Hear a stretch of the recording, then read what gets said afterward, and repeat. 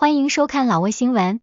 今天是2026年1月26日星期一，佛历3月上初八，万象多云，16到29摄氏度。今天是佛日，希望各位观众能够牢记佛陀教诲，勤修戒定慧，远离贪嗔痴。今天的主要内容有最新外汇报价、股市收盘行情、黄金市场报价、万象燃油价格以及老挝时事要闻。首先来关注外汇。根据老挝外贸银行最新公布的今日外汇价格，美元的银行买入价为21215基普，较上一个交易日下跌70基普，跌幅 0.33%。泰铢的银行买入价为676.93基普，较上一个交易日下跌6.77基普，跌幅 0.99%。人民币的银行买入价为3031基普，较上一个交易日下跌3基普，跌幅 0.1%。再来关注股市行情。根据老挝证券交易所最新收盘报告显示，上周老交所综合指数收于 1278.27 点，较上一个交易日上涨 9.39 点，涨幅 0.74%。开盘 1268.87 点，最高 1278.27 点，最低 1263.21 点。成交量806800股，成交金额8亿4258万6500基普。成交量最高的股票是中老证券，收盘价160基普，交易量44万8700股，其次是外贸银行和老挝电力。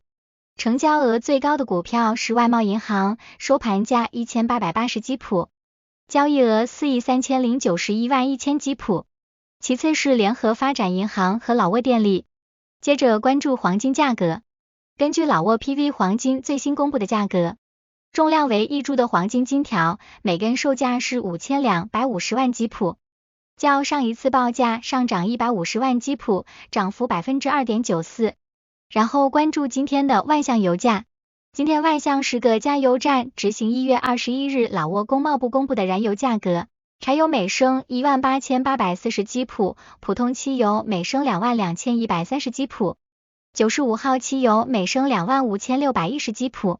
接下来一起关注时事要闻。1. 建国阵线中央委员会举行职务交接仪式。1月23日，建国阵线中央委员会举行新老领导交接仪式，国家主席通伦西苏里出席。根据决议，原主席辛拉冯库派吞及副主席英拉万乔本潘正式退休，原政府副总理吉乔凯坎皮吞调任建国阵线中央委员会党委书记兼主席。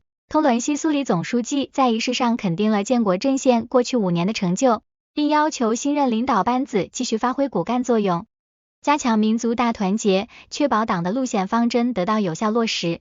2. 足协召开2026年度全国足球发展会议。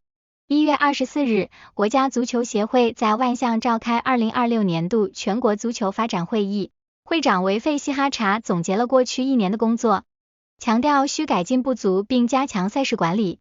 会议重点讨论了老挝乙级联赛的组织、全国运动会足球赛标准、地方足协行政预算支持等议题。此外，会议特别强调了反操纵比赛、反假球的重要性，旨在维护老挝足球的信誉。与会代表还审议了2026到2027年度的联合办赛计划及各省市足协的补贴政策。3. 总理府3大群众组织赴万象省孟门县及孟丰县捐赠物资。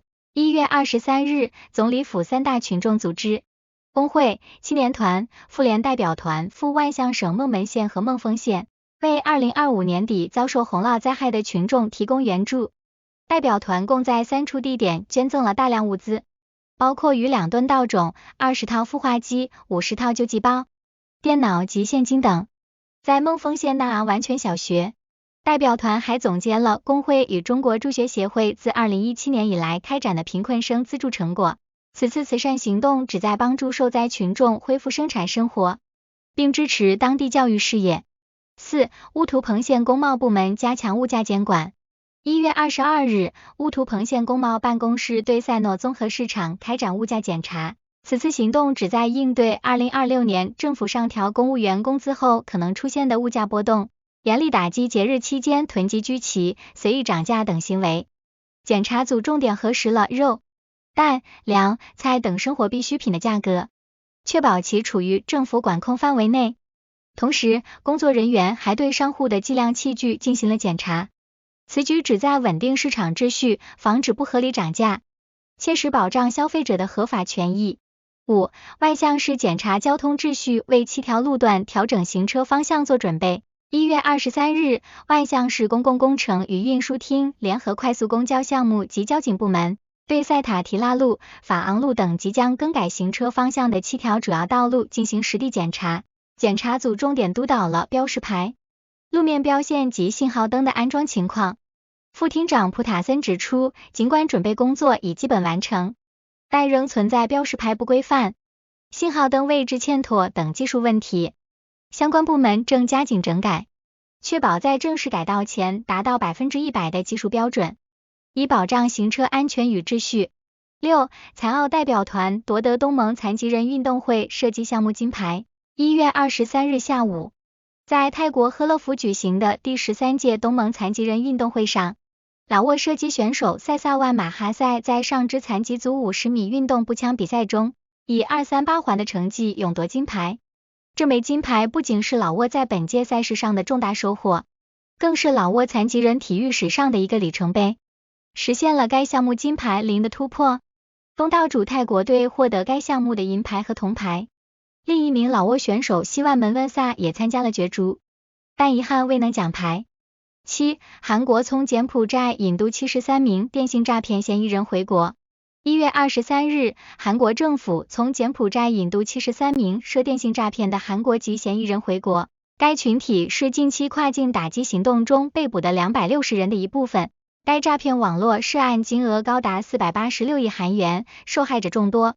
韩方将重点调查其组织架构、洗钱及跨国犯罪联系。此次大规模引渡起因于一名韩国学生在柬疑似遭强迫从事诈骗并死亡。8. 印度出现尼帕病毒感染病例，5人确诊，近100人被隔离。